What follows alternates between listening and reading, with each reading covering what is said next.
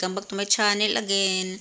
So ngayon guys, mayroon tayo yung pag-usapan tungkol sa Republic of Philippines Social Security System. The Social Security System daw magbigay nga sa senior citizens ng pensyon. Philippines Financial Assistance kada last day of the month, and the eligible recipient will be offered their federal benefits on the following dates of each month, 2024. For the year 2024, the Social Security System has made changes by comparing the rising cost of living and inflation from the previous years. By considering the inflation, 20 kada last day of the month. From February to December 2024 to 25. Kaya guys, bagong batas to sa is pensioners will have their senior citizens pension Philippines increase by 14 to 15% from the previous years. May increase na ang SSS.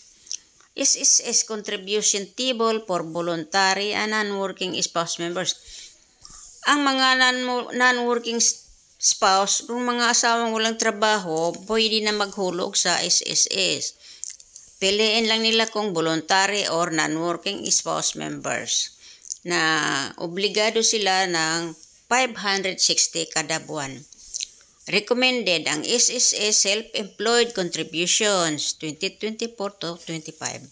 Pili lang kung contribution table, self-employed contribution, or voluntary contributions, or SSS contribution table. Piliin natin guys ang voluntary contribution. Ano lang yan? Parehas lang yan, voluntary, self-employed, or non-working spouse members.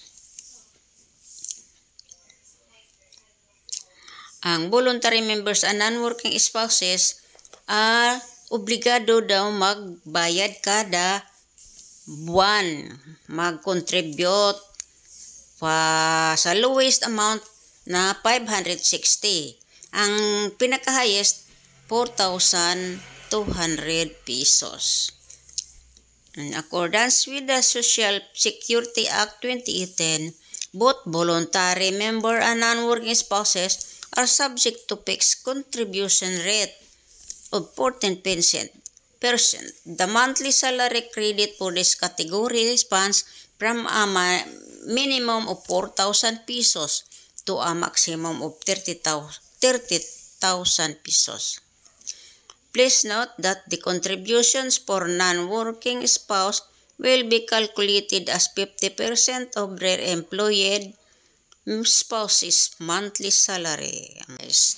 Thank you for watching, and don't forget to like and subscribe my channel.